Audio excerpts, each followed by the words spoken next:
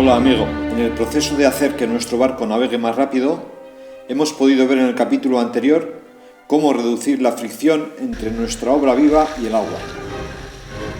El conjunto de palo, vergas, cables y cabos se denomina aparejo, y no vamos a poder trimar las velas correctamente si las vergas sobre las que se apoyan no están debidamente colocadas, por lo que vamos a destinar este capítulo a la jarcia, que dividimos en jarcia firme y de labor, como ya sabemos.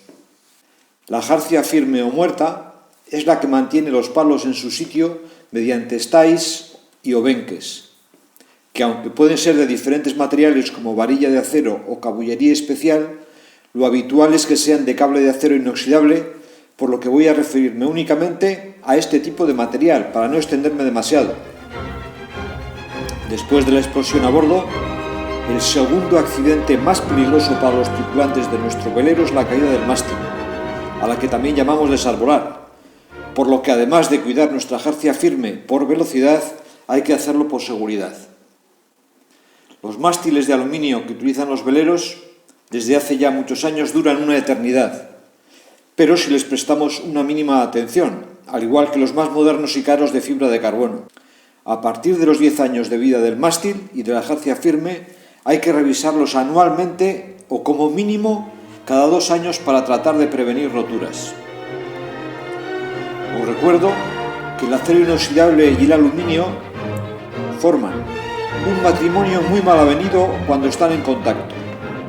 Si tenéis que poner un tornillo de acero sobre una estructura de aluminio o tengáis que poner una pieza de acero sobre el aluminio, no olvidéis nunca jamás de ponerle un producto que evite la corrosión del aluminio. Yo utilizo uno que se llama Tefgel y supongo que hay otros productos en el mercado similares. Este es como un gel de color azulado. Conviene echar un vistazo a todos los tornillos, tirafondos y remaches que tengáis en el mástil para ver si tienen corrosión a la vista, que por cierto es como una costra de salitre blanca. Si es el caso, no cuesta mucho cambiarlos. Las piezas de acero sujetas al mástil también hay que mirarlas.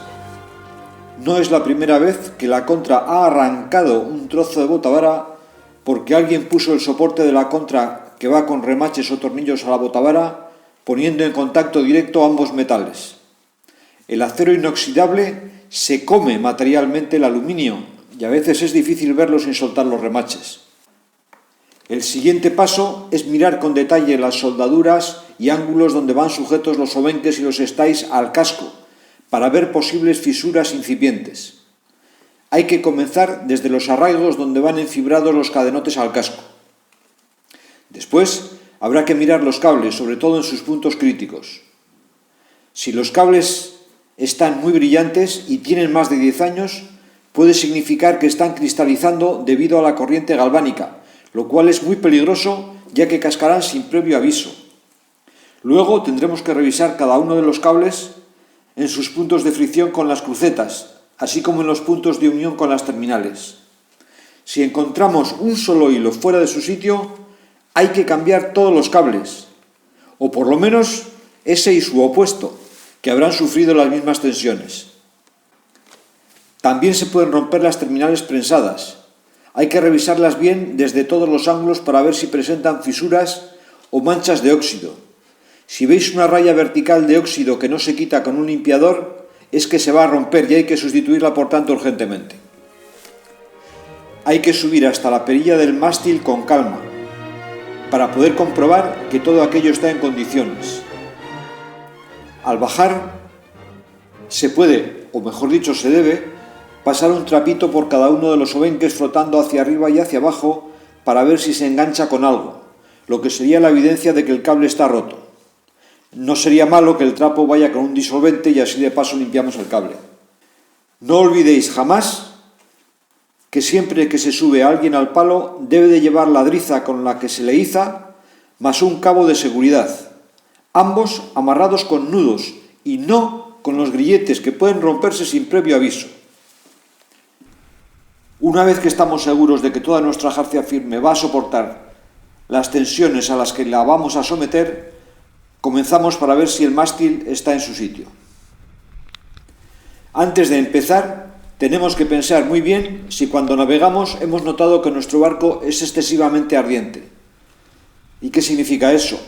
Bueno, es un poco complicado de explicar, pero vamos, lo intentamos. Por ejemplo, cuando vamos navegando con unos 10 nudos y las velas bien trimadas, el barco debería de tender a orzar un pelín. Es decir, que debemos de tener la caña o la rueda ligeramente sujeta, muy ligeramente, para que el barco no se suba al viento. Si el viento es superior, la tensión con la que sujetamos la caña o la rueda puede incrementarse un poco. Si en esta situación el barco tiende demasiado a orzar, habrá que mover el mástil entero hacia proa, y si tiende a arribar, hay que moverlo hacia popa. ¿Cuánto? ¿Quién lo sabe?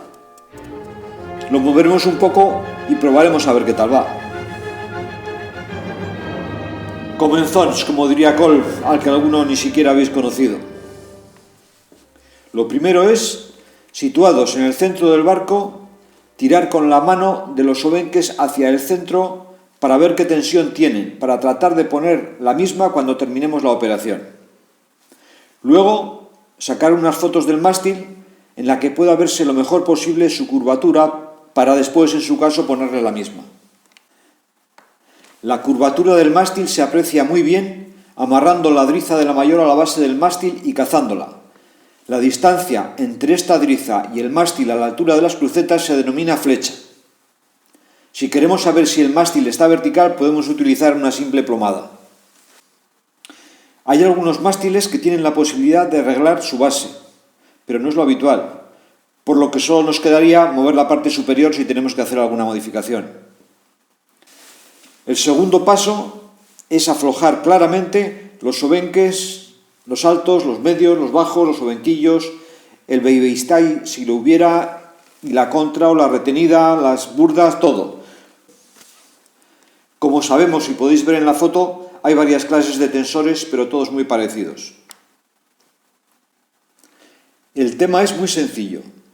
Primero retiramos los pasadores y aflojamos las contratuercas de los tensores utilizando unas llaves fijas y poniendo cuidado en sujetar la parte que va al cable, para que éste no gire. Es muy malo para el cable quitarle su torsión natural.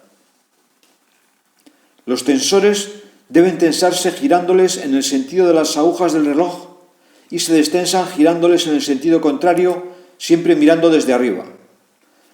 Si lo soltamos del todo, al volver a colocarlo hay que hacerlo en la misma posición, arriba y abajo, ya que si no, no entrará. De paso, aprovechamos para engrasar las roscas con el aceite adecuado. Después continuamos con los stays de proa y popa.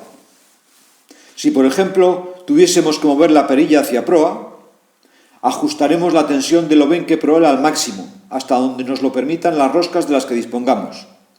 Terminamos apretando las contratuercas y poniendo nuevamente el pasador, que no es necesario sustituir si cumple bien con su función.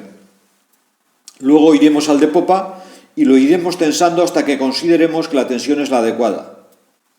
La tensión correcta del cable con el que estemos trabajando es del 15% de lo que se llama la carga de rotura.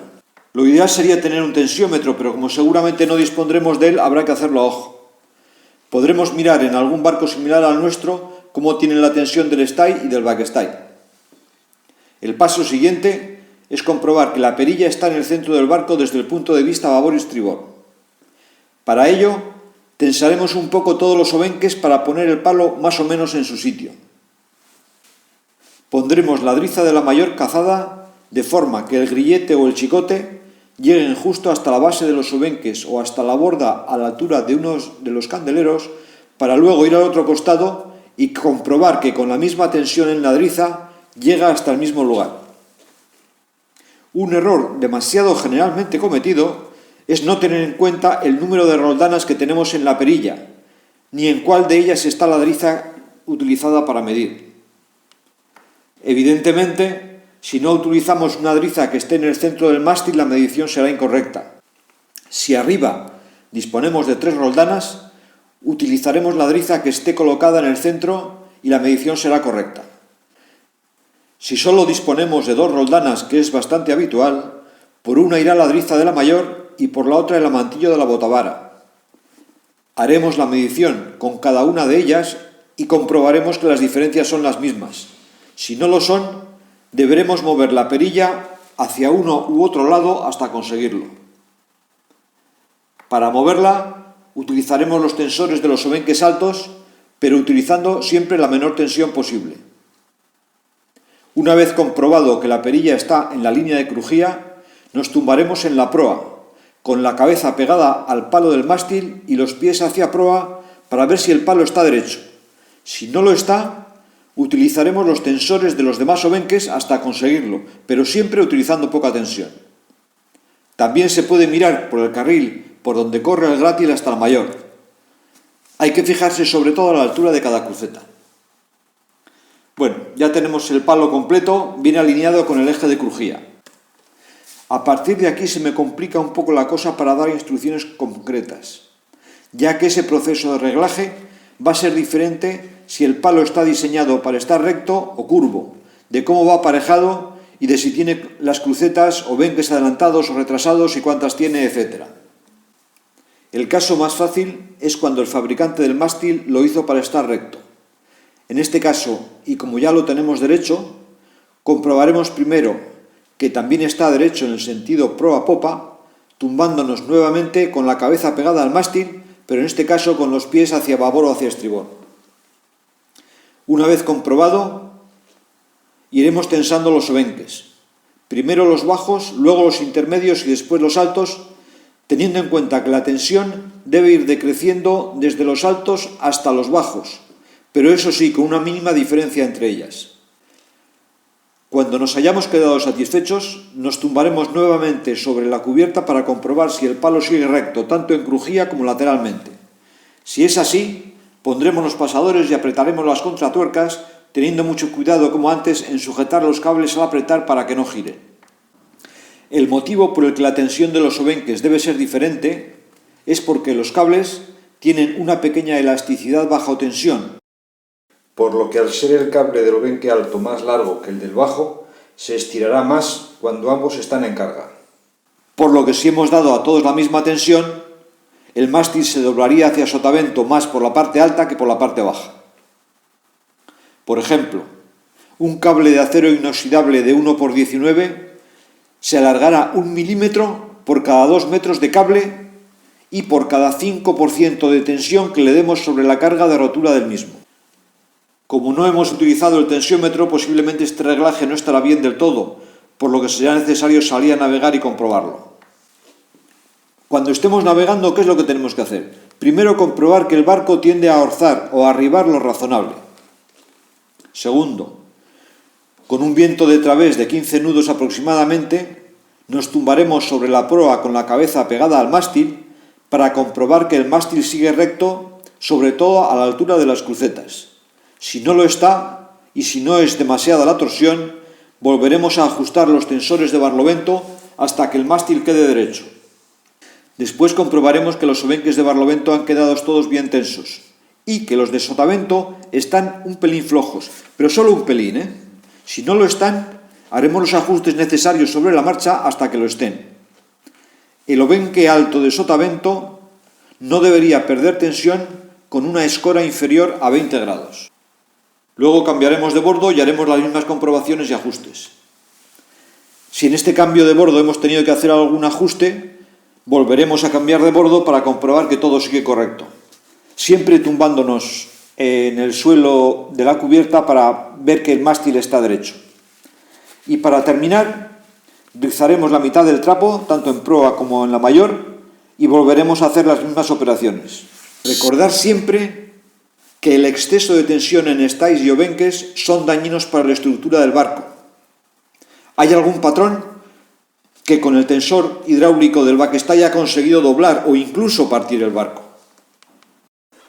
En los demás casos, que suelen ser la mayoría en la que el mástil ha sido diseñado para estar curvado, habría que disponer de las instrucciones de reglaje facilitadas por el fabricante del mástil, por lo menos para conocer cuál es la flecha que debemos darle y a qué altura está la curvatura máxima. Suele decirse que la flecha podría ser de 1 o 2 veces el grosor del mástil y sin sobrepasar nunca las 3 veces. Además, habrá que tener en cuenta cómo es la vela mayor que utilizamos. es decir, si se ha comprado una vela estándar o es una vela confeccionada para ese mástil. Para que el barco navegue como Dios manda, la vela y el mástil deben de estar en perfecta sintonía, por lo que lo lógico es arreglar el mástil en función de cómo se comporte nuestra vela sobre el mismo. Por simplificar, si la vela queda demasiado aplanada cuando navegamos, convendrá enderezar el mástil, y si le sale demasiada bolsa, tendremos que darle al mástil más curvatura, evidentemente con la tripa hacia proa. Hay que recordar que hay dos tipos de mástiles con curvatura, los que han sido diseñados para estar siempre con la misma curvatura y aquellos pensados en que hay que ir ajustando la curvatura constantemente y en función de las circunstancias de navegación. De eso ya hablaremos cuando estemos en navegación. Ahora vamos a ajustar el mástil con su curvatura como si no fuésemos a moverlo más. Los que han sido pensados para un ajuste continuo llevan en el backstay un tensor hidráulico o de tornillo o un aparejillo con poleas para facilitar el ajuste de la curvatura del palo. ¿Y cómo hacemos para incrementar la curvatura? Aquí vuelve a haber diferencias entre unos y otros. Una cosa son los que llevan el aparejo a tope de palo, lo que quiere decir que stay y backstay llegan prácticamente hasta la perilla, y aquellos que tienen el aparejo fraccionado, en los que el backstay llega hasta la perilla y el stay de proa queda más bajo, normalmente lo que se llama aparejado a 3/4 o a 7/8, que se refiere a la altura hasta la que llega el stay de proa. Como ya tenemos demasiadas variables que harían este vídeo interminable, voy a intentar demostraros lo que pasa con el mástil para que cada uno hagáis en vuestro barco los ajustes que correspondan en función de las características de vuestro barco y de vuestra forma de navegar. Aquí tenéis una maqueta muy simple que he preparado simulando un velero con su mástil aparejado a 3/4. El mástil es una caña seca y por tanto bastante rígida. Veis que si tensamos el backstay, el palo se curva hacia popa por su perilla y hacia proa por su panza, pero esta panza queda bastante alta. Para que la panza baje, cazaríamos a tope la trapa de la botavara. Luego tensaríamos el baby stay, cuya terminal estará por debajo de la primera cruceta, y luego los obenques bajos. Tendremos que ir viendo lo que pasa con la curvatura cambiando la tensión en los tensores. Hay que evitar que en cualquier caso y situación el mástil se curve hacia proa. Imaginaros que este mismo barco estuviera aparejado a tope de palo. Si comenzamos a tensar el stay o backstay, el palo podría comenzar a curvarse hacia cualquier sitio, por lo que en estos casos es mejor empezar a tensar los tensores comenzando por abajo, para que la panza comience a salir hacia proa. Es cierto que es conveniente que en alguna ocasión un buen técnico entrimado del mástil compruebe el nuestro. Tened en cuenta que debe ser un buen trimmer, si no, no sirve para nada.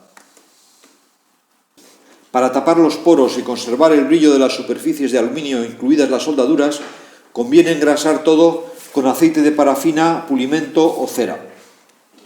No cubráis los tensores con cinta adhesiva, se incrementan las posibilidades de oxidación. Ahora vamos a comenzar con la jarcia de labor, constituida por diezas y escotas y burdas en algunos barcos. De su manejo hablaremos en el capítulo correspondiente y aquí vamos a ver únicamente lo que corresponde a mantenimiento. Con las burdas, que habitualmente son de cable en su mayor parte, haremos la misma revisión que con los cables del resto del barco, y con toda la cabullería procederemos a su limpieza y revisión. Los rayos de sol son muy perjudiciales para los cabos, por lo que si vamos a tener el barco parado unos meses, lo mejor será retirarlos y guardarlos. Quitar las escotas es muy sencillo, como ya sabemos. Las drizas llevan un poco más de trabajo.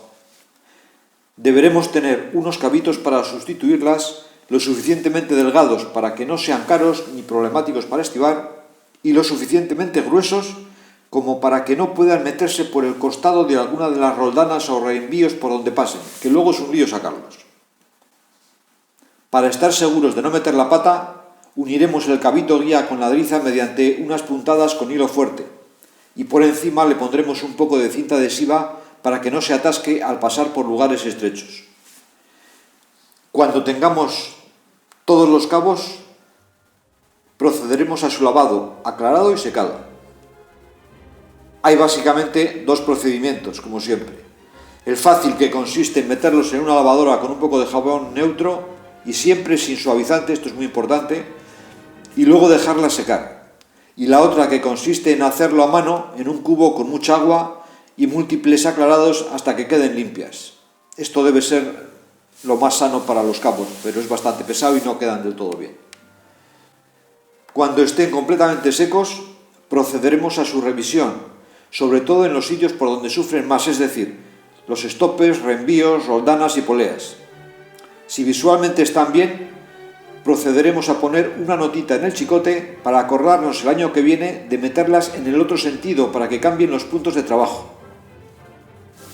Al año siguiente, cuando vayamos a hacer este trabajo, en vez de cambiarlas de sentido, lo que haremos será cortar un par de centímetros en cada una de ellas para volver a cambiar nuevamente los puntos de fricción. Acordarse cada 2 años de que hay que recortar el cabo siempre por el mismo chicote, ya que si cortamos cada año por un lado, al final la fricción se producirá siempre en los mismos sitios. Para cortar el cabo, como no dispondremos de la tijera eléctrica que tienen en las tiendas, pondremos un poco de cinta adhesiva por donde pensemos cortar bien prieta, y luego cortaremos por el medio con una navaja o un buen cuchillo. Terminaremos el trabajo quemando la punta con el mechero y apretándola con un trapo, nada más quitar la llama para no quemarnos. Revisar con sumo cuidado y engrasar grilletes y mosquetones. Si se nos rompiese uno cuando está en carga, produciría un grave problema. Conviene utilizar un spray de silicona para las roldanas y rodamientos, comprobando que se mueven con alegría. Si una se queda bloqueada, terminará rompiéndose y dañando el cabo. Para lavar mástil, botavara, etc., es mejor el lavavajillas que un detergente normal que puede atacar el aluminio. Y con esto y un bizcocho, hasta mañana a las 8. Adiós, amigos.